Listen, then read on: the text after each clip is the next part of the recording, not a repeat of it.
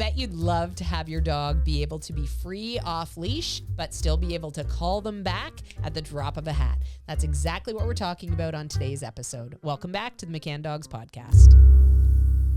Come on, Honda. Let's start a podcast. There you Podcast.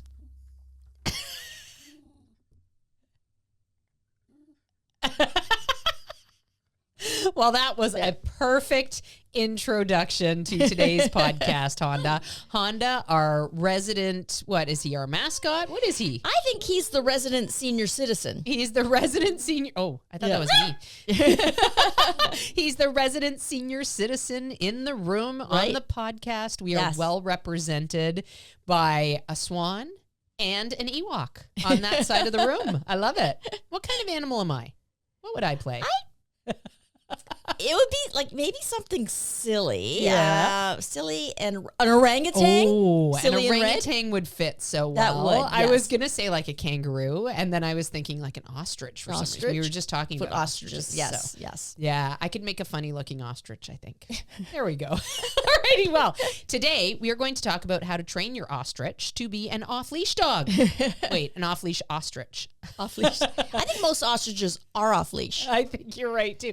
Although, they have races and all sorts of things with ostriches. Right, yeah, they do. They're I like think the biggest birds. But I think they're quite a aggressive bird. I think you don't want to tangle with an ostrich. I would, I would try my best not to tangle with an ostrich. And that long neck could get you pretty quick. Yes. Gonna get you good. Alrighty, so we're actually going to talk about how to off-leash train your dog today. If you have an ostrich, the same rules should probably apply, I would think so too, yes.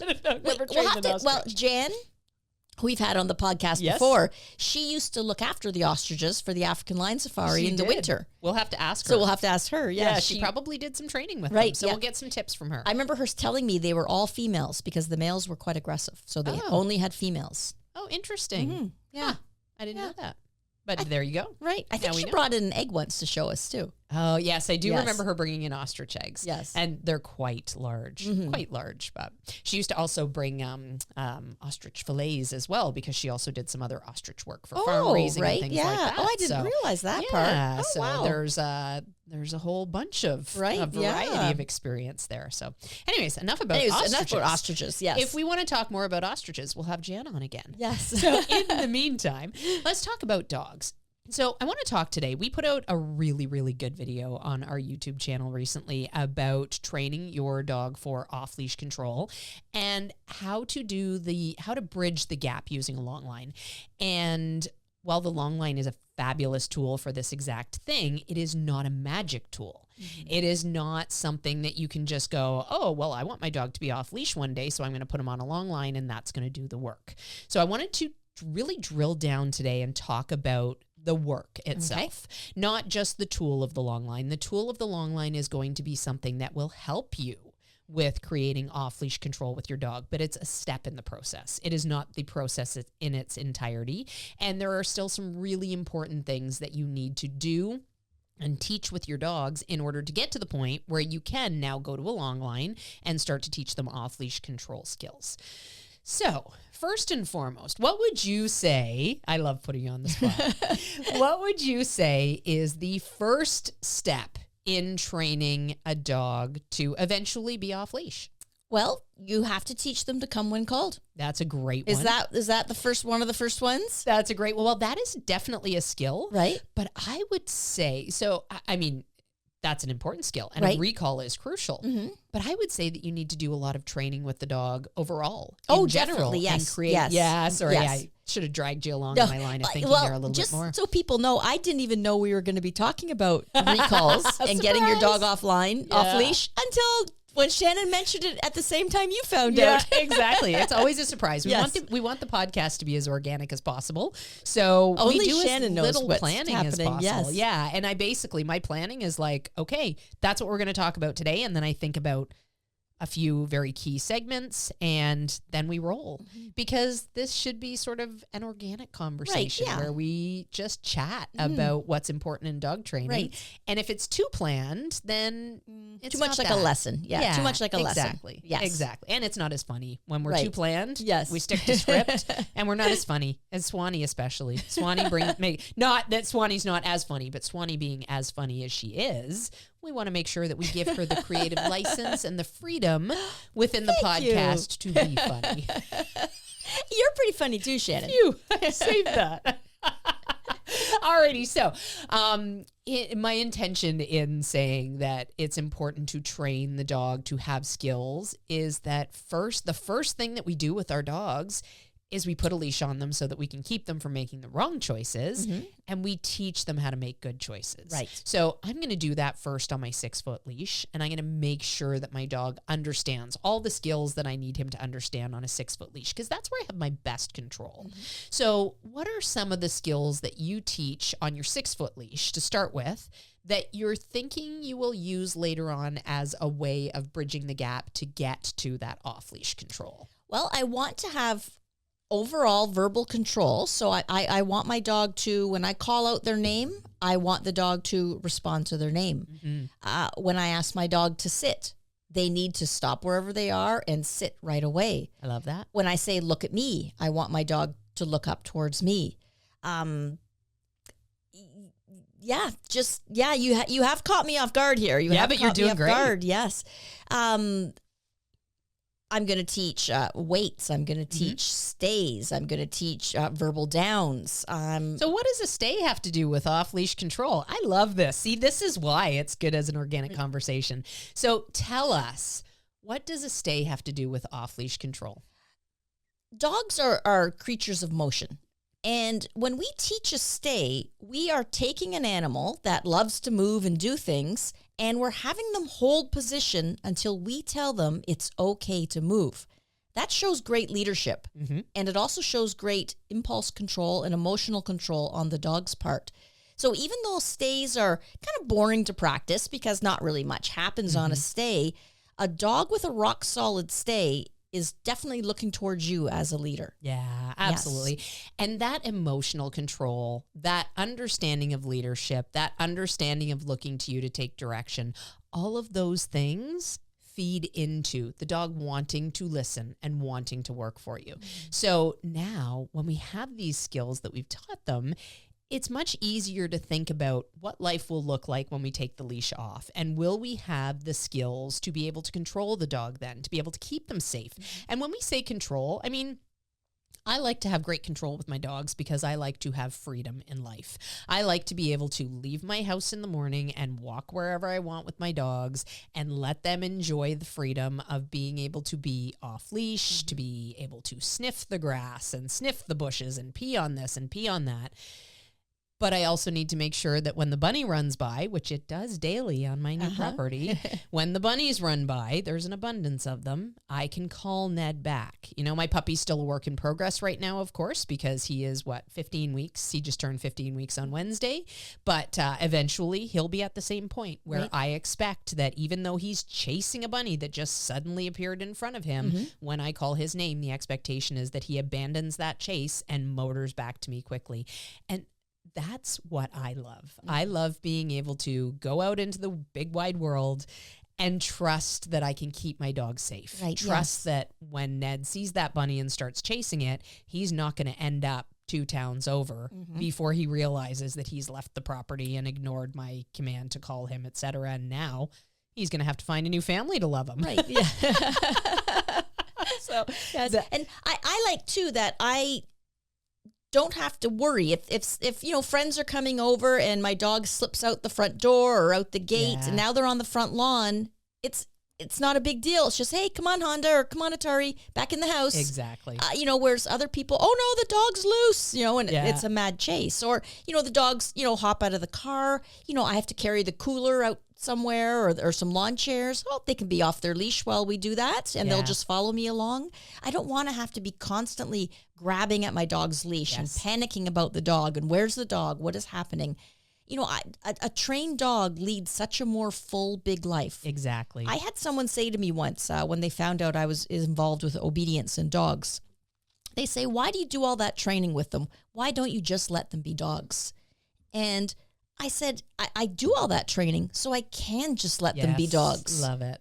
An untrained dog can't. I mean, a cowboy used to love, we had a stream, and I would let her off her leash, and she would wander through the stream. And, she didn't want to walk on the trail. She wanted to walk in that stream. Aww. And she would have a great time exploring that stream. Yeah. And if she was an untrained dog, there's no way I could have let her be a dog and have fun in that stream. Exactly. I would have had to keep her on a leash, keep her on a line, or panic, or possibly she takes off in the woods and she's lost. Yeah. Yeah. So training lets them be dogs. It's absolutely so accurate. And it is the thing that bridges the gap in communication, because our dogs are not bad dogs when they chase the bunnies. Our dogs are dogs. Mm-hmm. That Ned chasing the bunny that runs in front of him on my property. And again, this is a daily occurrence for me. I'm constantly on high alert to make sure that I see. Get a big bunny sweeper to sweep the bunnies off. You know what? They're all busy. They're all the bunny sweepers are busy. They're all rented already. I needed to plan a year in advance, apparently. So I want to be able to trust that I can keep my dog safe, that I can get them back, that I can use my voice.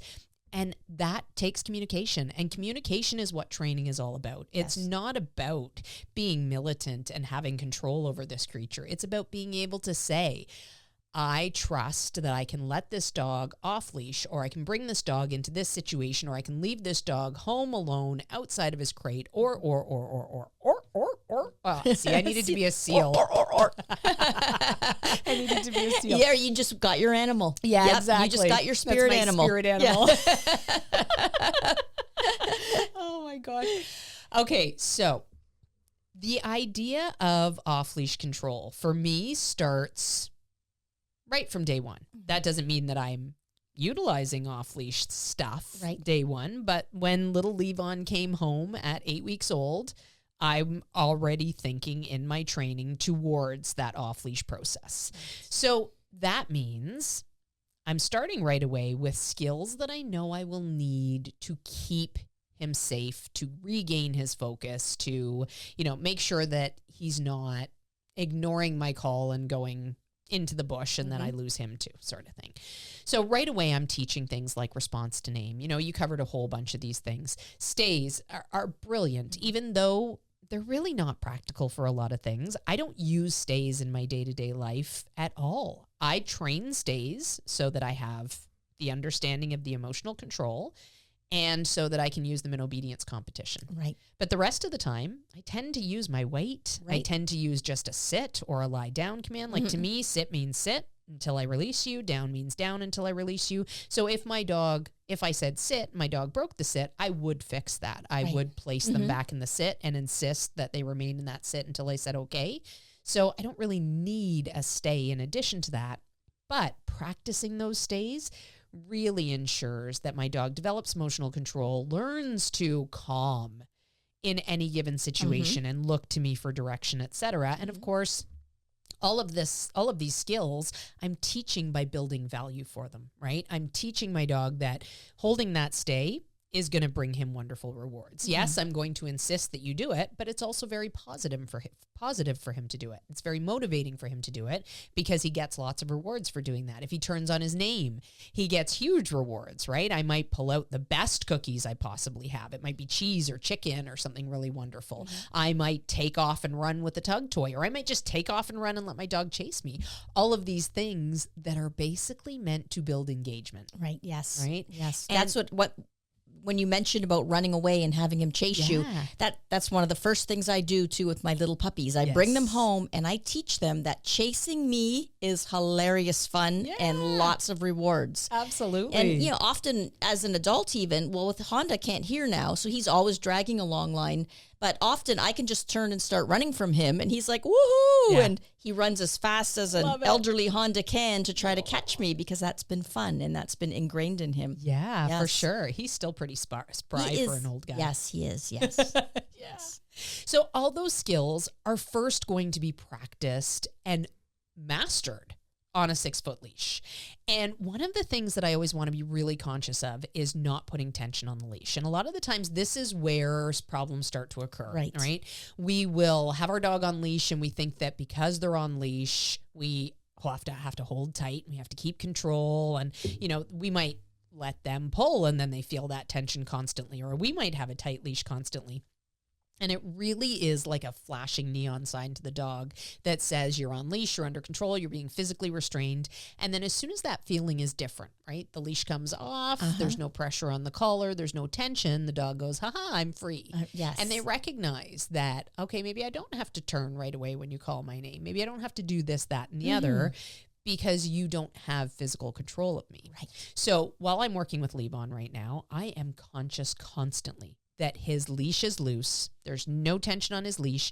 Everything that happens is because he wants to do that thing. Right. So when I call his name, I'm not calling his name and then physically maneuvering him on the leash to turn and direct back towards me. I'm calling his name and letting him do all the work turning, right? Yes. The leash is inconsequential. It's happenstance. It's just there, but it's loose. It's there for me to physically keep him safe and stop him should he decide that, he's not going to respond to his name and instead he's going to maybe go it's chase the the first bunny. time he decides. Yeah, exactly. Yeah. Maybe it's the first time he sees a bunny and decides he's going to chase it. So now I have this leash where if he hits the end of the leash, he's not going to actually get to chase that bunny when I still don't have super reliable skills with him. He's coming along. He's doing great.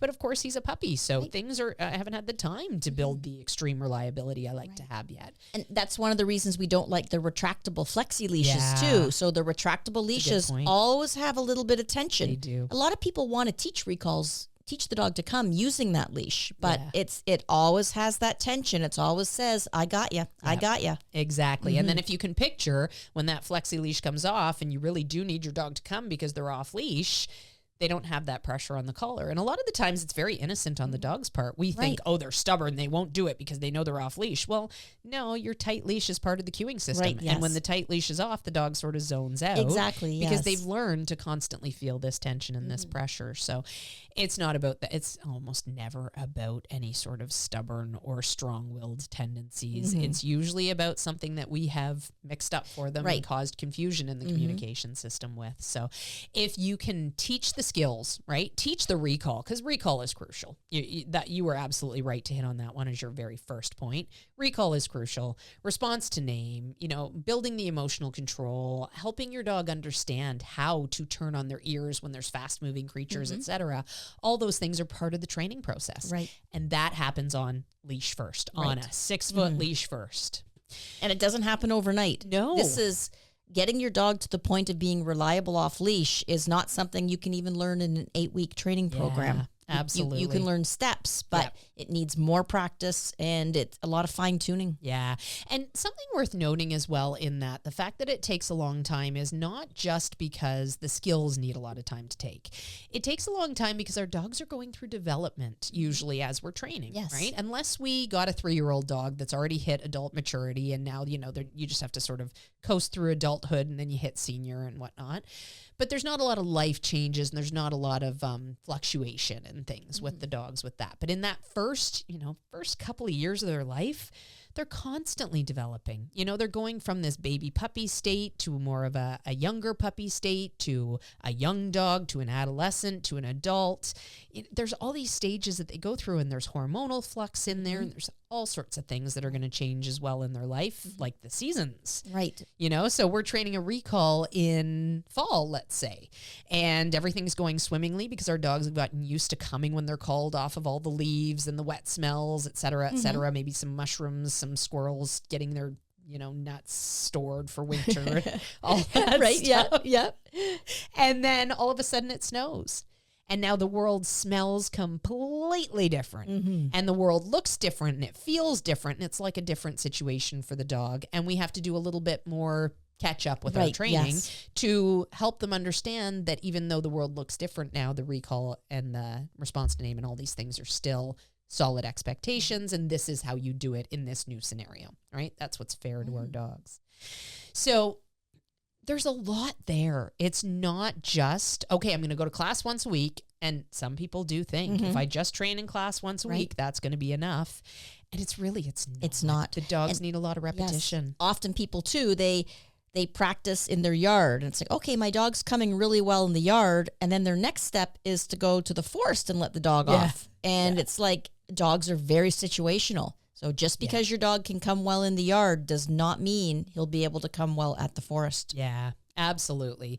Alrighty, so when we get to the point where we think, okay, you know what, this dog is doing awesome on the 6-foot leash.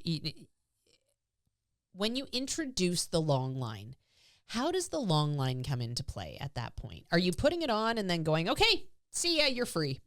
No, I'm gonna start with a shorter long line. Okay. So I'm not gonna grab like a 30-foot long line and say, whoa, like there you go, 30 feet away. Yeah. So what I'll do is I'll start with maybe a 10 or 12-foot long line to get the dog getting a little bit more distance from me. What I often will do is I'll just, if I have a longer line, I can just sort of tie it, like tie a knot, a big knot into it, so I can make it a shorter line to use. I love that idea, yeah. So I'm going to start with it a little bit short, and then I'm going to gradually lengthen my long line as the dog can handle distance. Sometimes in class... Let's stop there for a second. What does that mean, as the dog can handle distance? When a dog gets a distance away from you, when they turn to run back to you, often they start to run and their brain just flies out of their head. And there it is. Yeah, instead of stopping at you, now they're running, and they might start doing zoomy runs. They might go zooming right on past you. They might come flying and take a leap at you. So I don't want my dog to get that full head of steam up when he doesn't know how to control it yet. Yeah. So I'm going to start with shorter distances and slowly build. Perfect. And there's also the possibility that once they get to a certain distance away from you, they go, oh, you're all the way back there. I don't have to respond right away. Right. I'm going to keep sniffing this thing that I'm sniffing here on the ground. And if that were to happen, how does the long line help there? Well, the long line is my umbilical cord. So my dog is still attached to me. Mm-hmm. So I am able to keep control with my long line. Perfect. So the dog says, nah, I don't want to come. But you know what? I can, if I don't have the long line in my hand and it's on the ground, I can step on the long line and pick it up. And now I do have control and I can make it happen. Yeah. And how are you making it happen? So are you now, oh, I'm angry with you because you didn't answer on this long line. So now I'm going to physically pull you in. Like, how are Reel him in like a fish? Reel him in like a fish. Go dog fishing. No. So prior to all this happening, when my dog is on the 6-foot leash, I have already taught the dog that when they feel a pulse on their collar, it means to turn to me. And a pulse is a give and take motion. It can also be called a pop. And it's a give and take motion, quick on the dog's collar. It's like a great big long arm reaching out and giving the dog a quick tap on the shoulder. But we can't do that. Our arms aren't long enough. However, go gadget arms. Right, yes. But we can use our leash to be an extension of our arm that reaches out to give a firm tap, tap, tap on the shoulder and says, to say, hey, you have to turn back to me. Absolutely. So I've already trained what the pulse or the pop means in a fun way. So my dog's not worried about it. They think, oh, I feel that little pulse. That means to come back to my owner. There's going to be a lot of fun to be had. Perfect. I love this. And this is exactly the conversation that I wanted to have. So I'm glad we don't plan and overplan. But this is the important part. There's no magic in the long line. And putting the long line on just to stop the dog is not going to help train that off-leash control. What this is, it's a bit of a graduated system, right? So I've taught all these things first on my 6-foot leash. My dog understands what the pop means, right? My dog, we've played tons of the pop game where I'm doing little pops on the collar. And then when my dog turns, I'm backing away and partying like you suggested. I'm having some play with them. I'm letting them know that, and when we pop, we're not popping hard. No. There's not this giant jerk on the collar or anything like that. No. It's just enough to get the dog's attention. Right. It's enough. It's sort of like if someone were to just do quick little jerks on your collar, on the collar of your shirt, and you'd be like, what are you doing there? And then, of course, if every time somebody did that to me, I turned around and I got a $50 bill, hey, you know what? Right. I'm okay with that. Yes. I'm all right with that. And this becomes a good thing. It becomes an attention-getting system. So once I've taught this on the 6-foot leash, then I can use it on my long line. Why might I not want to teach it on the long line first? there's just too much distance between you and the dog. It's just, there's too much disconnect. Yeah, absolutely. And we always do want to teach it on the collar too. When a dog is on a gentle leader and they're a distance away, the pops aren't effective when they're a far distance away. So this is only done on a flat buckle collar on the dog's neck. Perfect. And we believe very strongly in the gentle leader head halter, and we have used it for as long as I've been at McCann's. I've been at McCann's for 25 years, and we have used the gentle leader, and we're not endorsed by gentle leader in any way. We just think it's a great training tool to help with situations where your dog is either really powerful or really hyper. I have some trivia. Okay. Do you know what the original name of the gentle leater was when they brought it out? Promise collar. Yes, the promise collar. Yes. Ding, ding, ding, I got it right. Yay, the promise collar. Because it's funny, my mom, who is very close to 80, still calls it a promise. Is that right? Yep, she always, because when... What we learn first, we learn best. That's what it was called. And in fact, I think... I gave my mom one of my old gentle leaders for her border collie, and I'm pretty sure the tag on it says promise. Oh, that's funny. So it was probably one of my Malinois that I had in my 20s. It should be in a museum now. I should. Yeah. So the gentle leader is a great tool. We love it. We've got lots of information about it on our YouTube channel if you're curious about what it is, how to use it, etc. There's all sorts of what I'm going to say fallacy out there in the world that suggests that the gentle leader does damage to dogs' necks. When used properly, I have never seen this happen. And I've also, because I am who I am, I really want to know the truth all the time. I never want to wake up and go, oh, I've been duped. I've looked all over in all the research spaces, online, etc. I've talked to my own personal vets, etc., to see where this originates from. And I have never found evidence that actually says that this tool does damage to the dog's neck.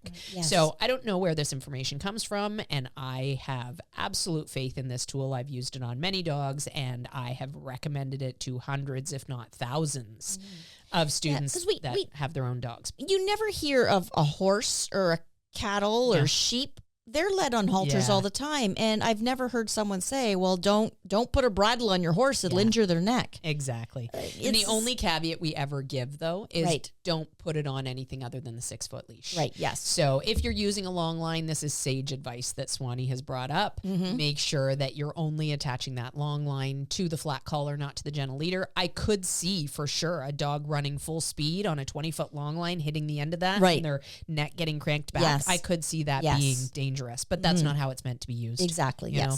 Not meant to be used on a long line. Tongue twister. Right. Apparently. Yes. Alrighty. So I'm glad you brought that up. I hadn't even really thought about that when I was planning. So again, great reason why we don't plan all these organic conversations. Right. Yes. Yes. Alrighty. So start right away with your young dogs. Get the skills in a more controlled situation first, right? So we're going to get our skills done on the 6-foot leash first. We're going to teach our dogs how to respond. Then we're going to start to give them a little bit more freedom. And then eventually we'll make use of the entirety of that long line. And our goal with the long line is to be able to one day get rid of it. Yes. It's not that we want it forever. Think of it as training wheels. Right. You know, it's something that's there to support while the learning is happening. And then once the learning has happened, we can start to wean away from the long line. How do you get rid of your long line? Well, what I do is I start to shorten it. So say probably my dog that took me the longest to teach a reliable recall to was my Saluki Cowboy. I'm not surprised at all. The nature of that dog would make it a tougher recall. And just that, like, within a second, she could be like a football field away, like just so fast those dogs can move.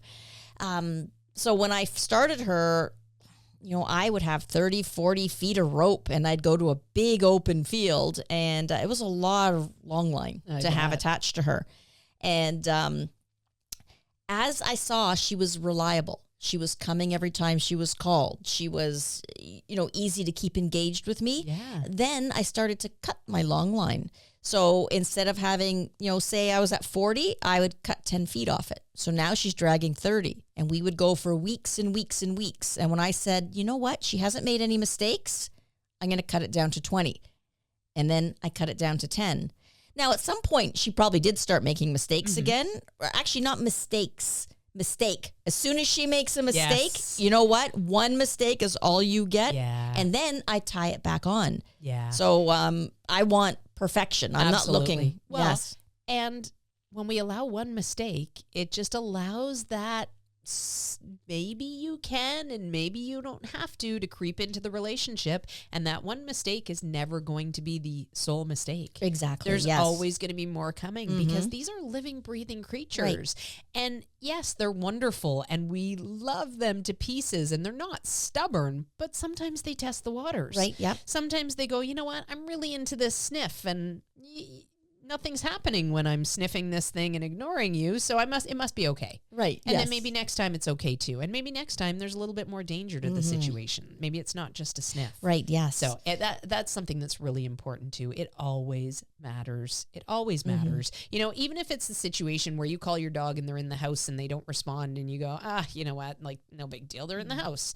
It matters. Right. Yes. It matters. I would be moving in, doing something to make sure my dog understood, hey, you were just got called. You need to turn and you need to focus on me. And this is not, you know, it's not like we're going in and being super angry with the dog. No, I would just walk up to my dog and I would say his name again and I'd give him a little touch on the side to say, hey, I was talking to you. You need to respond.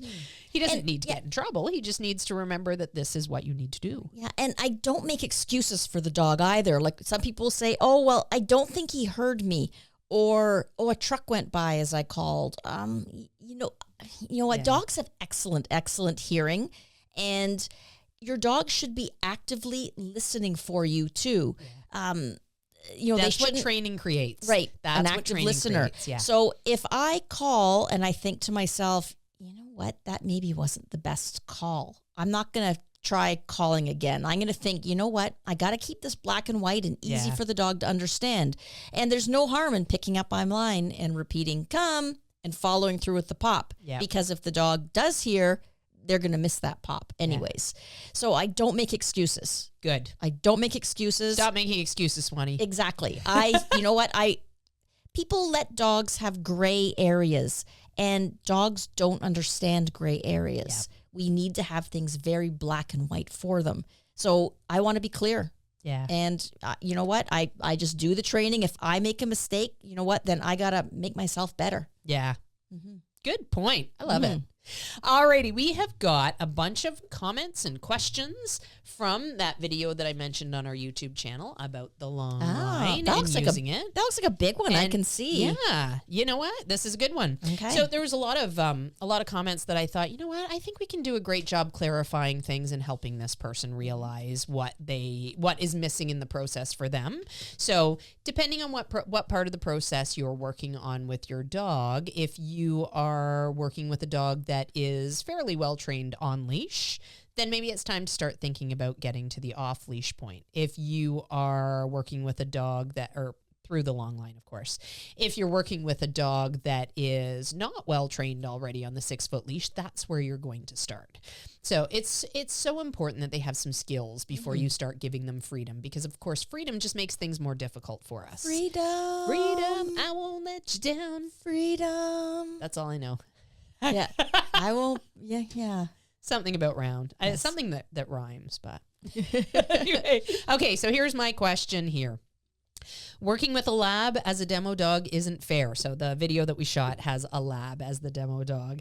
And I can appreciate that thought, because sometimes we have tougher breeds and sometimes we have to work a little bit harder. But it's never good to use the breed as an excuse, because it basically just says that you're not willing to invest more to figure out this dog. Right, yes. So like it took me a long time and a lot of thinking compared to training one of my corgis or my Sheltie to teach a Saluki how to come. No but doubt. It can be done. Yeah, absolutely. And I used the McCann method. And I just worked at it. Yeah. In all the years that I've been at McCann's, there's never been a dog that I've thought, that dog's not trainable. You know, there's certainly dogs that take more thinking outside the box. Right. There's certainly dogs that take more effort, more repetition, etc. There's certainly dogs that are more inclined to want to listen. Right. And there's dogs that are more inclined to want to be independent. There's all sorts of differences in dogs. But the fact of the matter is all our dogs need training. Right. So it's not a reasonable thing to use any breed as an excuse not to do the training. Right. So I can appreciate that people will sometimes say, oh, but my dog's harder than that, or my dog is this, or my dog is that. We're all at different spaces in the journey. And, I've had some puppies that I've thought, oh, man, I hit the jackpot with this puppy. Right, I'm not going to have to work hard at all. And I've had other puppies that, holy cow, this dog's a lot of work. Wow, I need to think hard and work hard and all of that. Right, So yes. every breed is trainable. Every dog is trainable. And, sometimes you get lucky, right? And you get an easier dog. And like I dig in, like when case, yeah. someone gives me a dog that they say it's not trainable or stubborn, it's like, let me get inside this dog's head and we'll figure it out. Yeah. And that's one of my passions is taking dogs that people think, can't be trained and figuring it out. And flipping the script. Yeah, absolutely.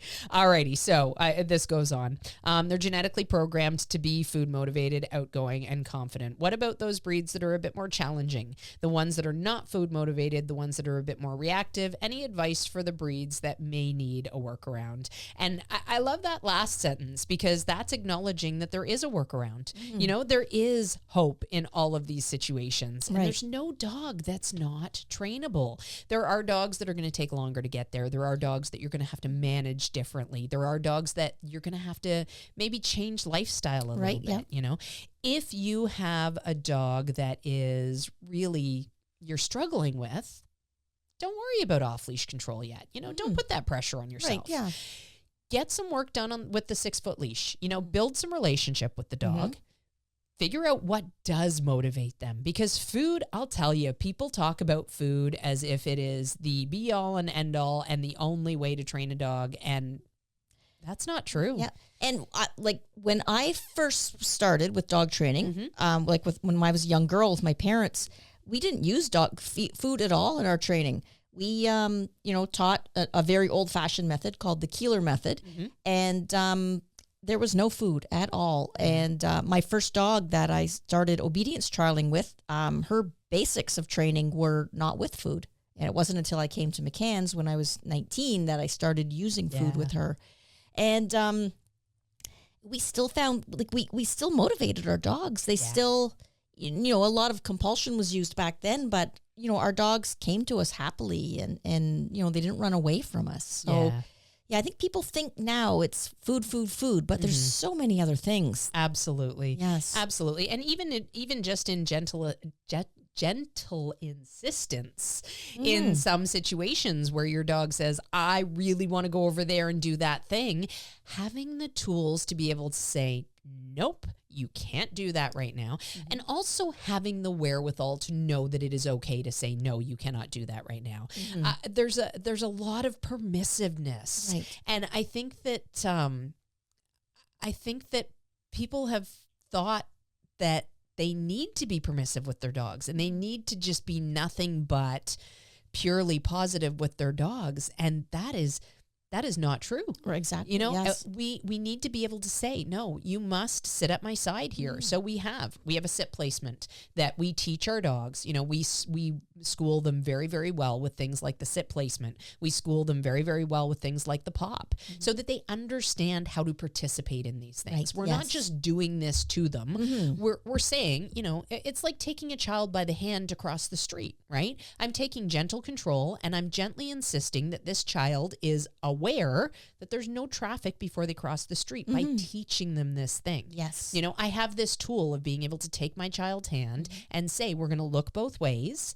And I'm going to give you the tools that you need to be able to do this eventually on your own. But right now, I've got you and I've got this tool. We need to do the same with our dogs. Right, yes. We need to be able to say, no, that's not right. Here's what I want you to do instead. So if I had a dog that was reactive, so one of the things in this comment is, what about dogs that are not food motivated? Find something that does motivate that dog then. If it's not food, it's toys, it's petting, it's praise, it's freedom to sniff. Right. It's freedom to go and swim. It's whatever the thing is that your dog likes. Yes, and all dogs will eat. No healthy dog will starve themselves. So there's going to be points that you need to recognize where your dog is hungry and is motivated to eat. Yeah. That was a challenge with my Saluki too. Not a dog that was very much food motivated. Yeah. So I had to really think about feeding and training to make sure she was motivated by my treats. Yeah, absolutely. And there's something that is going to motivate your dog, even if it is waiting for the windows where they are hungry, etc. Keeping your training session short, Right. you know. Chasing you. Dogs love to chase you. Like, come, pop, run away, and your dog will say, "Oh, I love to chase my owner." And then have a party when they catch you. Absolutely. If I had a dog that was reactive, I wouldn't be thinking about off-leash control with that dog just yet. My priorities need to be to make that dog comfortable and make that dog understand that reacting is not the appropriate thing. Mm-hmm. And then from there, once I've dealt with the reactivity, and if you have a reactive dog and you need help with that, you need to work with a professional. Right, yes. You know, that really is that there's so much armchair advice these days. There's so much turning to Facebook groups and advice on the internet. And, you know, what works for one person isn't necessarily going to work for another person and their dog team, et cetera. So if you've tried a little bit and it's not working, you really need to step up, find a professional to help you, and get through this before it becomes worse for you, because these things do get worse if the dogs are not given the right information. So there's always hope. You know, there's always something that you can use as your workaround for whatever the dog's problem is. I mean, even within the breeds that are, you know, like a lab, right? Genetically programmed to be food motivated, outgoing, and confident, there's outliers in that as well. The overwhelming majority of labs are those things, but they're also powerhouses, and they also pull like tanks on the leash if and left to their own devices. Will chomp food out of people's hands, knock owners over. Yeah. Like, we've seen some pretty hard-headed labs. Yeah, absolutely. Yes. So, I mean, there's never going to be perfection where you don't have to do any of the things and to help we've seen some very fearful labs too. Yes. Like, I've seen some very fearful labs. Absolutely. Yeah. So there's, Yeah. So stick with it, hang in there, and take it one step at a time. You know, if you're thinking that you're struggling because you don't have a food motivated dog, then work through figuring out what will motivate them, and then you'll feel on top of that thing, and then all the other problems won't be as difficult to work through. It's all just step by step, right? Right. Yeah. Right. Do you want to take one? Mine has a tail. I made all of yours have tails for you. Thank you.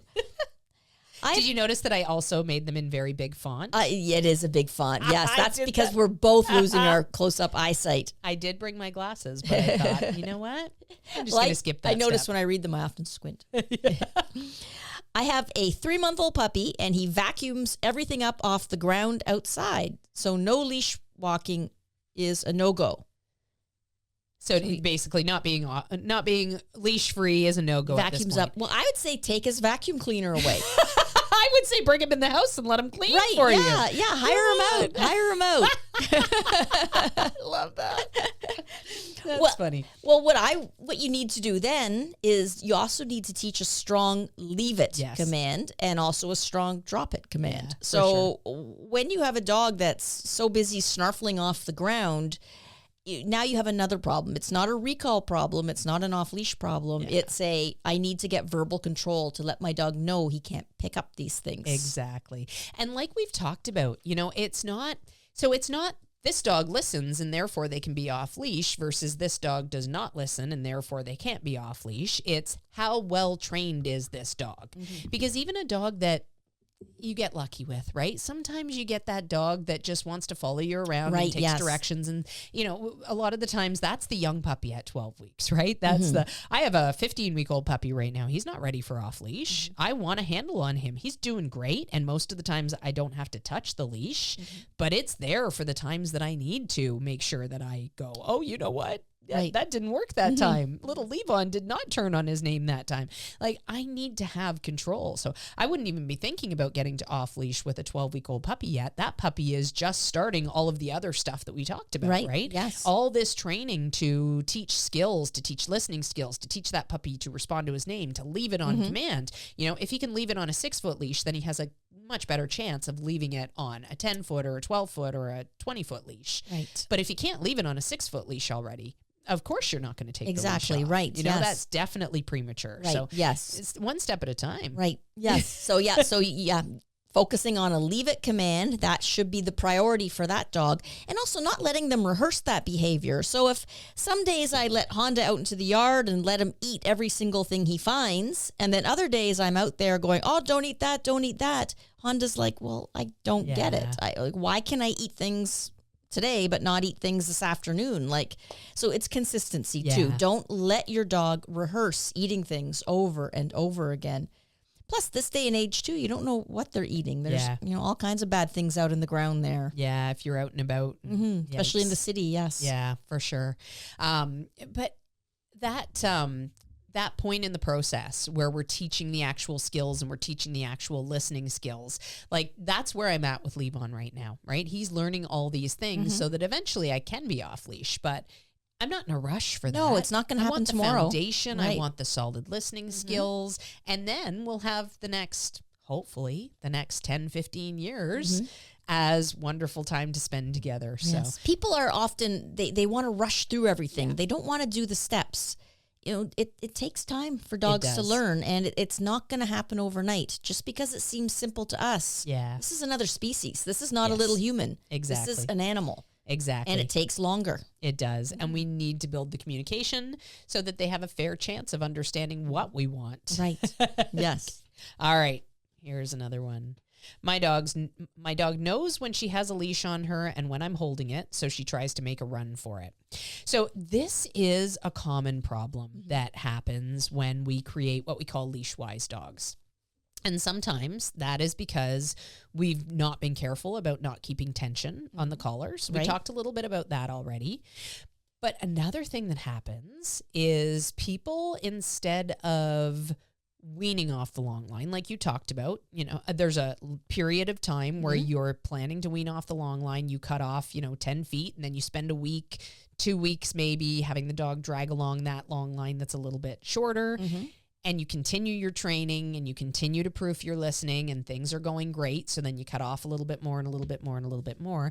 And the dog never really realizes that there's a transition there. And eventually the leash is just off. But they've had so much practice listening that they don't notice one way or the other. They don't become leash-wise. Right. And the last part of my long line is I might have the dog dragging 1 foot. Yeah. So all it is a bit of weight on the dog's collar. Yeah. So you can take control. If you needed to say sit and then help them into the sit or something of that nature, you'd have a handle to do that. Yes. Yeah, yes. That's perfect. When people don't wean off of the long line, what happens is the dog gets wise because we're humans and we get agitated by things, right? So say you know what, my dog's ready for off-leash control, and I take off the leash or the long line and I go, okay, be free, make good choices. And then we're walking through the park and he gets stuck on a sniff and I say, Ned. And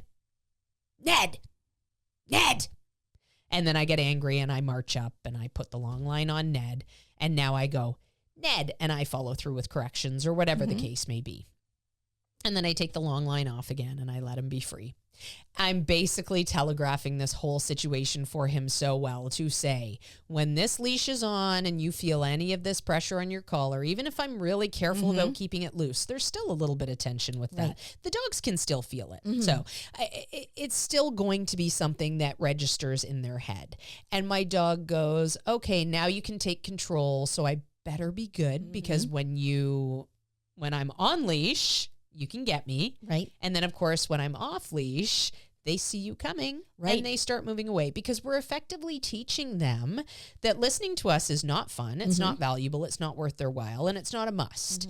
It's optional. Right. Because if they have the option to not listen because we've given them that option too early and they've taken it, that's learning too. Right? Our dogs are always learning. That's the thing. Whether they're learning what we want or whether they're learning what we don't want them to learn, they're always learning. Yes. So I've seen people call their dog, so the dog's dragging the long line and the person's a distance away, and they call the dog nowhere near the long line.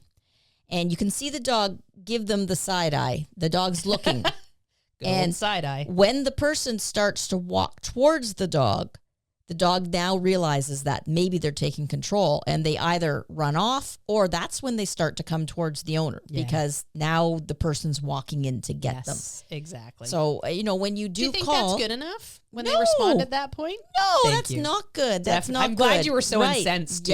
Yes. I was feeling the same way. Yes. That's definitely not good enough. That doesn't save my dog. If he's running towards the road and there's cars coming, I need him coming on that first call. Yes. He doesn't get a second chance on that one. So he's not going to get a second chance in any other scenario either. It needs to happen. I need to be able to keep my dog safe. That's it. That's it. That's all. Yes. So if you do have to backtrack with your long line, do it for a longer period of time than just that moment or just that day. You know, as soon as something happens where I think, oh, I'm going to need to do some retraining with this dog, it's at least a week process. Right. Even if it's even if I went out and picked up the long line, let Ned get distracted, said Ned, did one pop, and then every single time I called him after that, he was picture perfect, I would still make him drag that long line for a week, just so that it didn't become glaringly obvious for him that he's on-leash has to listen, off-leash doesn't. I don't want to be predictable in that vein. There's lots of places in dog training I want to be predictable. There's lots of places I want to be unpredictable,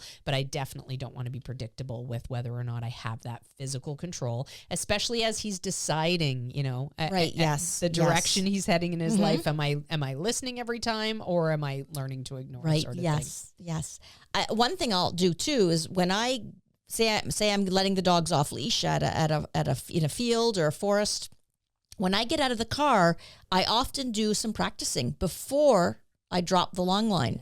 So we go into the forest and I do a few calm pops with some high value rewards and some fun. I do 2 or 3. It's like, okay, now I'm going to drop the line. So I did a little bit of a tune up, a little bit of a, hey, we have to listen even though we're here in this fun field. And then I'm giving my dog a bit of a better chance, a better time to be successful. Absolutely. And you might have to, just thinking about you going into the forest there, that's a pretty distracting environment. It's a wonderful environment for our dogs and us to be able to be in, but sometimes you're going to have to choose other environments if your dog is not quite ready for that one yet. Yes. It's always a process working up to the high distractions. So the woods are great, but there's a lot going on in the woods. Yeah. Well, and also dragging a long line is often a little bit cumbersome, I find, in the woods. So when I'm at that stage with my dogs, I usually look for more open fields and open spaces. And sometimes that means I'm doing individual stuff with my dogs, and I'm not, I have to take 2 walks instead of one. That's just the sacrifice we have to make. Like if you can find a great big open soccer field or baseball field. Now, I know a lot of people have ruined it by not cleaning up after their dogs. So you have to kind of look for them. But if there's signs that say no dogs, then don't, look somewhere else. And please clean up after your dogs. Like those are kids playing in those fields. Have some courtesy. Yes. Oh, she's getting aggressive and ripping the questions. Yes. My golden retriever just ended up tripping me and pulling over with a long line. Yeah. Well, I would say you're not doing it properly then. Yes, like I know, like I've had some mishaps with long lines as well, but you got to work through them, and you get good at your long line after a bit. Like we've trained many dogs, of course, and we're really good with our long lines. Yeah, absolutely. So persevere. Yeah, persevere. Yes. Yeah, for sure. Well, and that dog maybe isn't ready for a long line. If that dog's behavior is wild enough that he's flying at you, tripping you, out of control, running to the end of the leash, hitting the end of that long line with such force, like a golden retriever is a decent sized dog. Yes. If that's the case, then I would question if the dog is ready to have that amount of freedom. That's excellent. Yeah. Yes, that's I would say back to the 6-foot leash. Yeah. And maybe the 6-foot leash, or maybe a shorter long line, right? Like you were saying that you go to a little bit of a longer long line when you're working at increasing the distance. Maybe the dog's ready for a 10-foot long line, but maybe is not ready for a 20-foot long line in that freedom sort of thing. Right. So Yes. I love to have like a settle command with my dogs. I like to have the ability to slow them down as they're running at me. All of those skills I would master first on a 6-foot leash before moving to a longer line, because I can see them becoming a little bit dangerous too. Is that the last one? It's the last one. Okay. My dog eats poop. Ah, yuck. Oh, lots of dogs eat poop. Yes. Or roll in it too. Yeah. Oh, yes. My dog eats poop, and for that reason, I can't go without a leash. What can I do to make him stop? I was told to give him beat. So poop eating is a very normal dog habit. There's so many fallacies out there. Oh, I hear they do it because there's nutritional imbalance. I hear they do it because of this. I hear they do it. No, dogs are just scavengers and sometimes gross. Yep. Quite frankly. Yep. Yep. I know. I have called Honda gross boy a few times. Yep. Now he's not a poop eater, but he's done other things that I just think are gross. And it's like, oh, you're such a gross boy. Yeah. Honestly, like there's not going to be a magic solution for that. You need to teach the dog to leave it. You need to be quick to clean up after them so that they don't pick it up. And then you need to work on teaching them how to leave it on command. There needs to be supervision there so that they're not getting reinforced for the wrong things. Because of course, it doesn't matter how much you train. So here is the thing. If I go out in the yard 9 times out of 10 with my dog and I have a voracious poo eater, say, voracious poo eater. One of the worst poo eating situations I've ever seen was 2 labs, a yellow lab and a black lab. Don't even tell me. And as the black lab was pooping, the yellow lab was, helping itself. Oh, that's so gross. Yeah, it was pretty awful. That was the worst one I've ever seen. But dogs can be gross sometimes because they're scavengers. Right, and, they're not humans. If they come across deer poop and chicken poop and chicken and poop. they love horse manure and cow manure. Rabbit poop. Yeah, they love, like the herbivore poo is especially delicious. So if I go out in the backyard 9 times out of 10 with my dog, I'm pretty diligent, but I'm not 100%, right? I go out 9 times out of 10. I stop my dog from eating the poop 9 times out of 10 by either cleaning it up or saying leave it or even doing active corrections away from the poop, right? Like something that's negative for the dog. Right. Well, I think Instructor Carol gathered up a whole bunch of rabbit poo that she found and actually trained through it. So she went and gathered it and set the dog up. I wouldn't even need to gather. I would just need to go to certain points in my yard. No problem. So anyways, if I'm out there 9 times out of 10, even if every single time my dog eats poop in those 9 times out of 10, I grab the leash and I give him really big corrections, which I wouldn't do. But let's just say as a point of argument, I give him these really negative corrections and he's like, okay, I won't eat the poop. I won't eat the poop. I won't eat the poop.